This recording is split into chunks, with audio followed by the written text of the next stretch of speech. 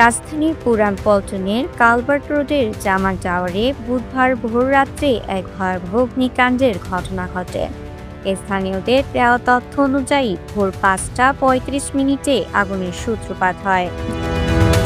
জামাল টাওয়ারের চতুর্থ ও পঞ্চম তলায় আগুন দ্রুত ছড়িয়ে পড়ে।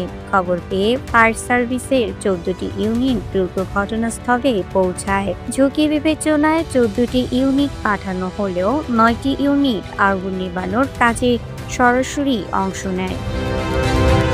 ফায়ার সার্ভিসের দক্ষ কর্মীদের প্রচেষ্টায় সকাল ৭টা ৩৫ মিনিটে আগুন নিয়ন্ত্রণে আসে।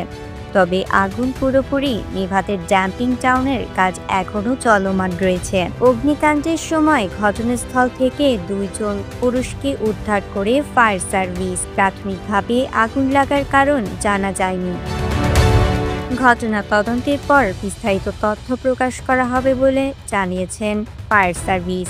রুমাশা ভানিসা, আফি টেলিভিশন।